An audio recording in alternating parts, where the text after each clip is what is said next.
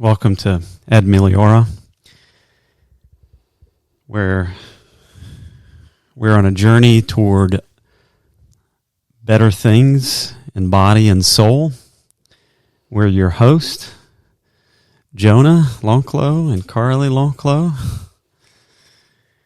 Thanks for joining us, guys. Well, here we are again. Here we are. So, little recap from last week. It was something that both of us were not expecting, the response that we got. Were you expecting people to respond? I didn't really know what to expect, to be honest. So we received, not like letters in the mail with everyone thanking us. It wasn't anything like that. But it was more response than we thought. We had people private messaging us. We had people commenting. We had a lot of views on our video that we weren't expecting. So we just want to thank all of you for being very gracious to us. This is an experiment, as we call it. So we are gracious. We are grateful for you guys for being gracious to us. We thank you guys for responding, and some of you saying you wanted more and you couldn't wait until next week. So here we are next week already, and we're excited to talk a little bit more about our journey, about our health. This week, we're going to be talking about a little more deep dive into our health and what that looked like. So each week we're going to transition from body to soul, and we already have special guests lined up, which is great. I mean, we don't have a third microphone, but we'll figure something. We'll figure it out. So, yeah. So I'm excited. So this week we are talking about the body, and last week where we left off was we watched Food Incorporated, and that really got us down our journey of where we are today. We talked a little bit about living in Greece and watching Food Incorporated and how that whole weird transition of us going from bad health and suffering with our health, more for me, and then more you in a sense of saying, like, I mean, I obviously had different things going on, but nothing where I've had like chest pain or anything like you did. Right. That was affecting my daily life until I detoxed from things, and then I realized, how much better I feel eating more clean. Okay, so we're going to talk about the start. So we watched Food Incorporated. Highly suggest you watch that. It's old. There's probably better things. Let me just say, there's probably better things. That came out in 2005 or something like that. So there's probably better things now. But that's all we had, and we watched that. And so let's start from there. So we didn't really have a blueprint of eating healthy, but let's talk about what we did after that and how that was, how that looked for us. Yeah, I mean, I think for us, watching that was really the start, like a big wake-up call to problems in big corporation food, in the big food corporation system, and how the food we were buying, it just made us really start questioning, where is our food actually coming from? What's the process? How is it handled? What's put into it? And that was really our first time of our, realizing, wow, there's, you can't just trust that all this food at the grocery store is clean and good and handled well. So that was really a big eye-opening part for us of realizing. That was big then. Yeah. That's big now. I mean, people know that now. But back then, a lot of people do, but a lot of people still... They still don't know that. Yeah. That's true. I mean, but 12, what is it, 12, almost 13 years ago, people didn't question any of this food. Right. It wasn't as I think popular as or well known as it is today with right. access to more information now. But yeah. And people thought it was crazy. Like people, if you told people this stuff, they're like, you're insane. All food is good for you. I mean, well, there's exceptions. But let's talk down. Okay, so we threw stuff out, and now how are we eating? I mean, I remember us buying frozen chicken at Winco. Yeah, I mean, that was our first year of marriage. We were young college students on a really, really tight budget. And so we were trying to do our best and spend our money very carefully. And so, at the grocery store, we would buy just the cheapest things we could to eat, to survive, to what we thought we really needed to survive. But I think another part of an eye-opening moment for us after watching that was realizing, maybe we need to reevaluate our budget and realize that what we're spending at the grocery store is actually an investment in our health, and to look at it that way, and to try to make better options, cleaner options. And that was really like our first steps towards learning how to do that and learning how to invest our money better. Right. And that's what you said. You were saying, so for us to buy better food, we looked at it as an investment.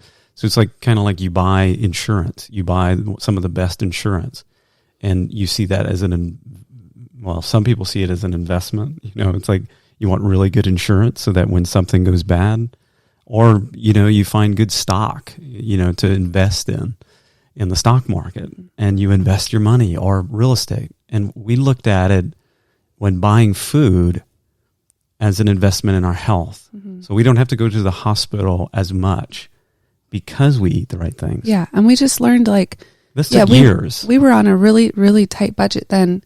And we still are, you but not as much as we were back then. But we learned there's always a way to change things around. Like we shared a phone. We didn't have a car. Right. Our wardrobe has been and remains to be very minimal. Like we choose where to spend our money. Yes. And how to invest in our health, and we value clean food.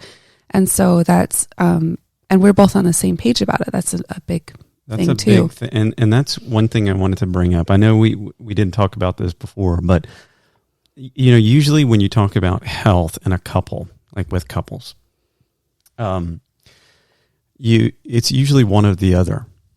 So, and a lot of times I've seen is a lot of the wives try to push health on the husbands, and you don't normally see husbands pushing the narrative of good health.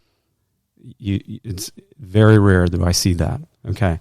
And usually you have funny memes on Facebook or YouTube or whatever you're on, and they make fun of husbands that are health conscious, and they make fun of wives that are health conscious. So it's kind of like they attack that notion of the family. And so the advice is you need to have grace with one another in that journey. And that's one thing that I was actually leading in the health, like our health, more than you were. I think you were more sold and on fire about it initially. Yeah. I mean, I was on board with it too, but I don't think to the full extent as you were. Yeah, and so especially when it comes to sweets. And so share that with people, because you needed to have grace with me, and I need to have grace with you in that.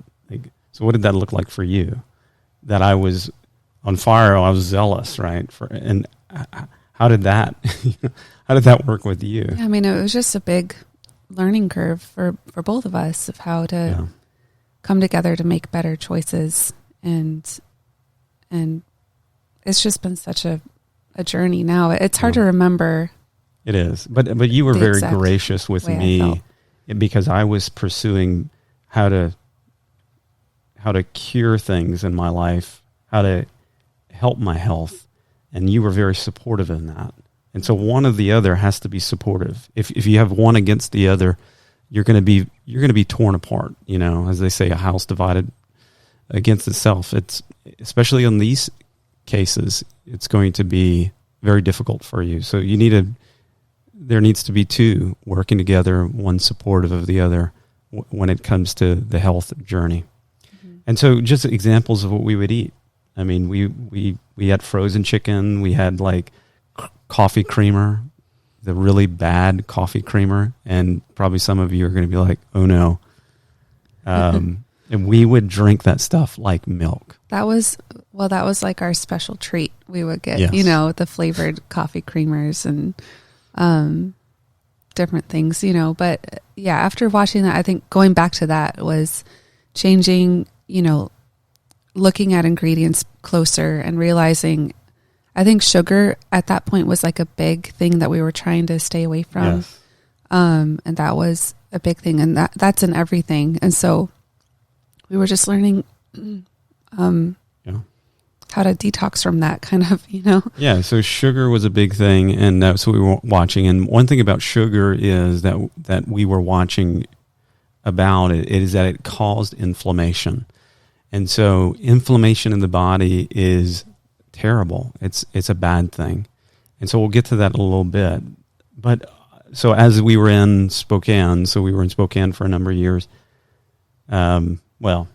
The beginning, we were only there a year and a half. And then we went to Dallas. And Dallas is where, we were there almost 3 years.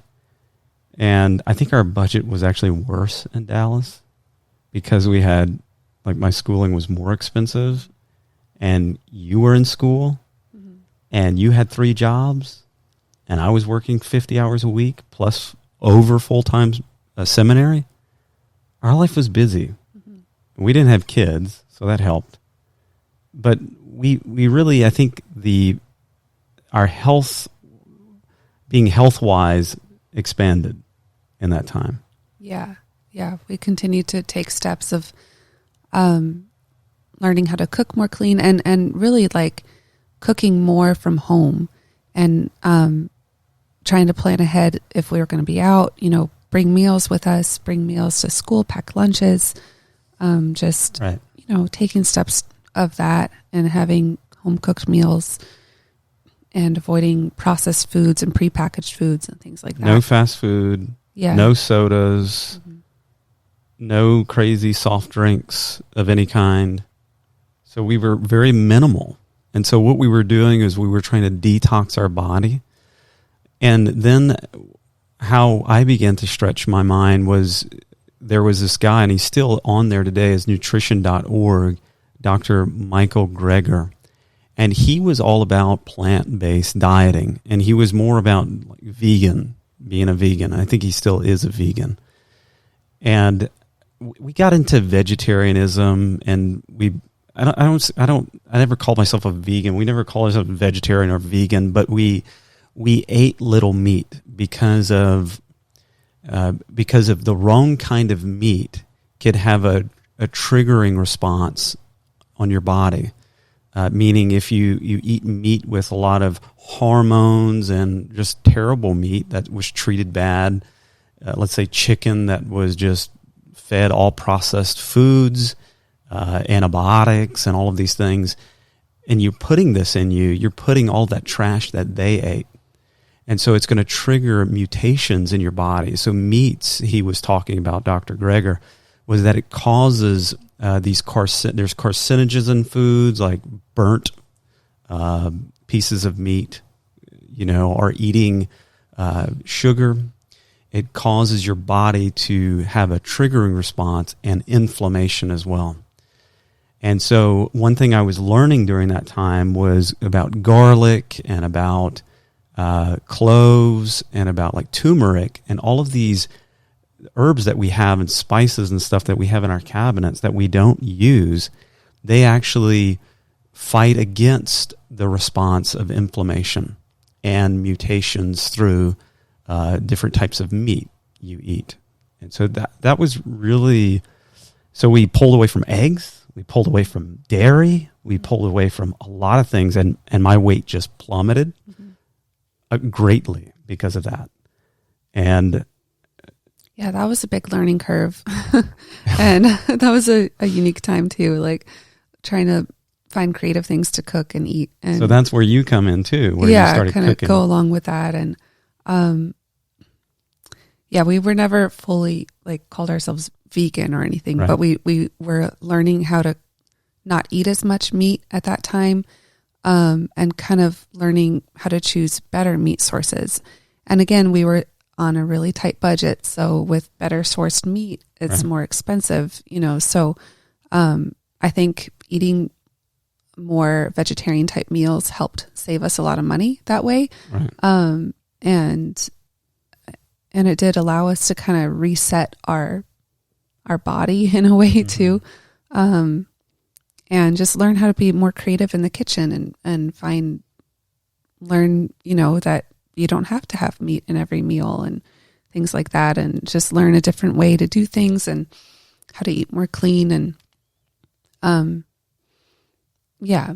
So that was big. So she would always, when I was studying, I was in the house and those videos would come on. She was like, you're watching this guy again. And so I just consumed his stuff, and he was I think he's an MD or whatever, and he's very research oriented. I'd encourage you to look him up. I don't agree with everything he says, but it was a way for us from going from no paradigm, no guide, to having a guide.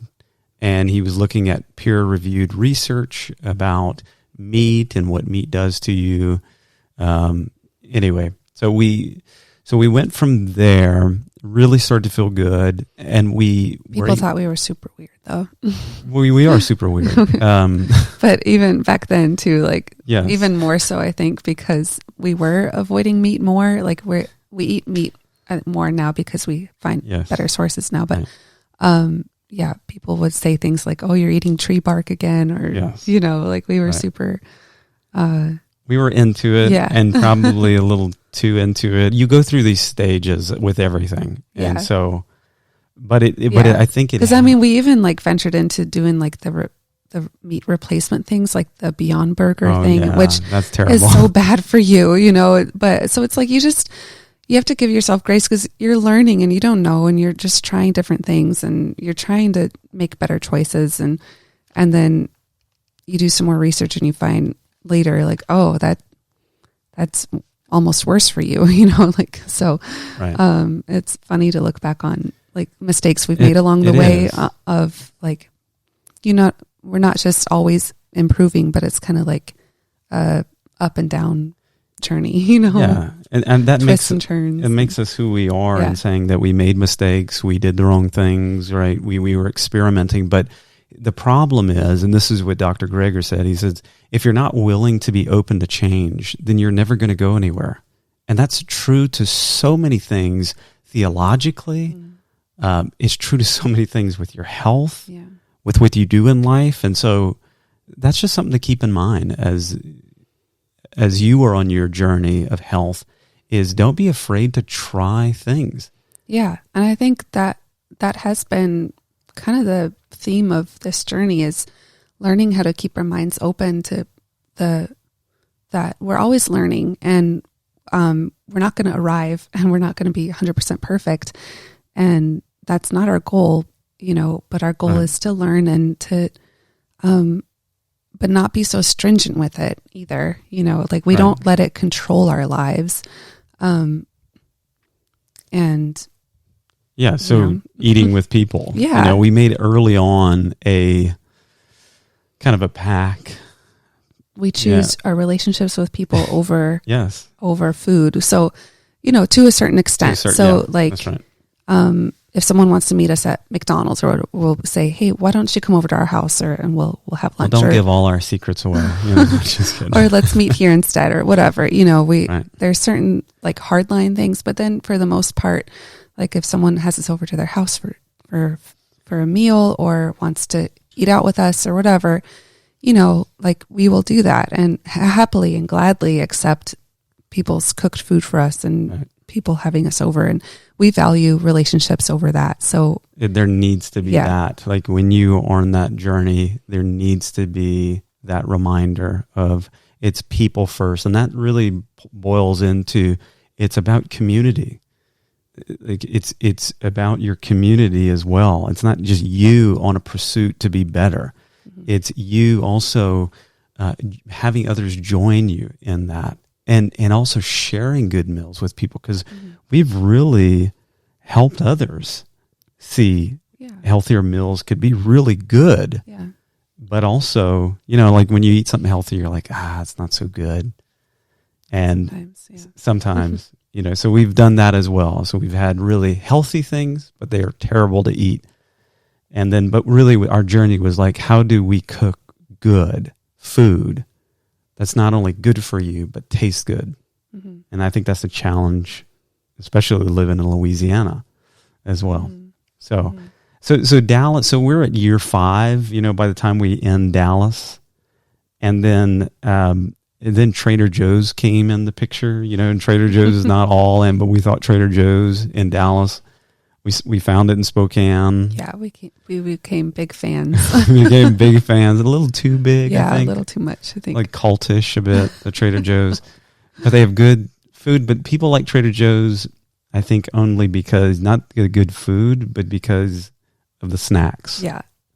That's why Trader Joe's is, because everyone thinks that you go to Trader Joe's and everything's healthy. Mm-hmm. Right? Well, we thought that. But no, they rebrand things. And so that's really, I think, so we went from Dallas, then we went back to Spokane, right? And we made all these journeys. But now here, let's talk about that. Our journey now is like, how do we source our own food? Yeah. I think so we come from, that's like year 5 when we were like, we like Trader Joe's. Yeah. And we just started eating a little meat. Yeah. Maybe. We're in it, 12 years now, 11, 12 years. Yeah. Yeah. And over that, but yeah. We're now at the point where we're like, okay, how do we avoid the grocery store as much as possible? Yeah. So we came from all of that, all of the ups and downs of not eating meat. And now we're back to eating eggs and drinking milk, but we don't want to drink. We never got back to drinking milk. Yeah, we haven't. And milk is absolutely terrible for you. Anyway, I don't want to go down that road. That's another we'll talk about it. That's another journey. But we never got back to like whole milk from the store. But we're back to eggs, but we're eating our own eggs, and we're eating like cage-free, all this, the good kind of eggs you can buy at the store. But we're really trying to say, how do we source our own food? Mm-hmm. And so that's now after 13, 14 years of just on our journey of health. Yeah. And now we're like, okay, meat is not bad for you. Mm-hmm. And eggs are not bad for you. But where do you get them? Right. And what are they fed? That's the other thing. Right. How have they been handled, and what kind of environment do they come from? What kind of chemicals are they exposed to? And not all eggs are created equal. Yeah. So now we're further along at the point where we're questioning even more so, where is the source of this food coming from? So, it's our long-term goal to try to get away from relying on things like the grocery store for weekly things, and get things more in bulk. And like, we just purchased our first bulk beef purchase from a local farm, and we're so excited about that. Like, that was my birthday this year, was finding that farm and being like, oh, I'm so excited for that. And we're like everybody else, and we're into chickens, and we're into sourdough bread. You just bought your sourdough bread stuff. I just got my first starter, so now I can. Now you can start doing it. So we're going down that road, and I think a lot of people are on that journey, and we're just one of many that are on those journeys of doing this. Mm-hmm. But I think this is just the right path. I think sourcing your own food, or cutting out the middleman and going straight to the farmers, I think that's where we're going. Mm-hmm.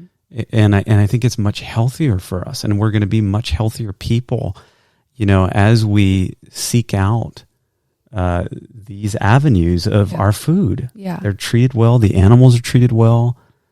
Yeah. And it's a really big part of, I believe, of our faith, being That's Christians. Right. We're called to be good stewards of the land and what we have, what God has given us. And this is a big part of that, of being good stewards of the earth, and not just pumping it full of chemicals and toxic things that are killing the environment. Yes. And giving animals horrible lives and just making people so sick with the food that's being provided. We really need to question, how are we caring for the things that these good things God has given us to care for, and man has touched it and made it worse. Yeah. So there's a lot of people that are doing good work, and to find the people that are doing good and to support them, and to learn how to do it yourself. So that's where we're at now. We're not about just caloric intake, like bringing in calories. We're about what are the right foods that are not full of pesticides, not full of, GMO stuff that they genetically modify to resist certain pesticides and herbicides. Like, these are crazy things that they're doing to our food, and they're genetically modifying us. Like, we are being, like, our DNA is being screwed up because of these genetically modified foods that they're putting out.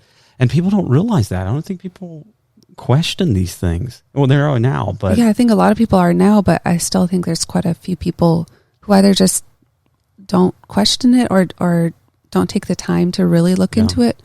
But it's our goal, of having this podcast and blog, of helping people to start questioning things more and look into what you're eating and where it comes from. And it is a big deal, and it really does matter, and it really does make a big difference in your health.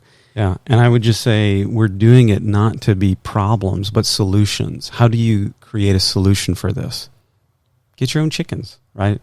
Feed them the right things. Or find local people who are doing it and support them. Yeah. I had so much fun going out to the farm the other day and with Boone, our son, and we met the farmer and he showed us around. We met the cows, and it's just a really neat family working really hard, and taking care of the land. They're Christians. Yeah. And, and it's like, I don't get to do that at the grocery store. I don't know what kind of life this cow had, how this beef was handled. And I don't know the farmer behind here and what happened from the farm to the store.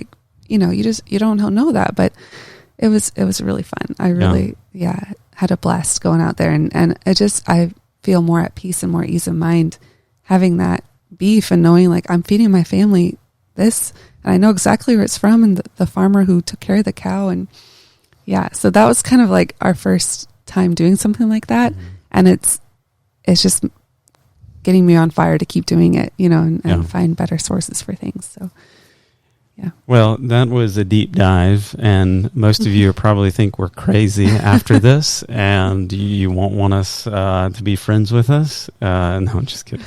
Hopefully not. But that's just our journey. That's our health journey, and we are trying to better that, not to, snob nose, not to be better than anyone, but it affects our mind, it affects our thinking. We've seen direct results of us eating better and our minds being clearer and having less headaches, having less stomach aches. I mean, it affects all those things. Mm-hmm. Your weight, 90% of what you eat affects your weight. Well, we know that. I mean, but we don't ever work out. We just do things outside, but we eat well, and our weight is controlled because of that. And so I think that's a big part of it as well, and feeding ourselves good things. So, but that's our journey. That's what we've been doing. That's how we've been living for these last 13 years or so. And we want to hear your story. What's some things, some steps that you're making in eating better? Maybe you started this journey. Maybe you just started. Maybe you've been doing this for 20 years. Mm-hmm. Give us advice. Yeah. Let us know how we can better that. We want to hear what you're doing, where you're getting your meat, where you're getting your food, but also why you're doing it. Why are you eating better? How has it helped you eating better, bring others in and serve others and create a community? And how are you using it to better your relationship with believers or non-believers or whatever? Just we'd love to hear from you. I think that's important to this. Any last words or anything we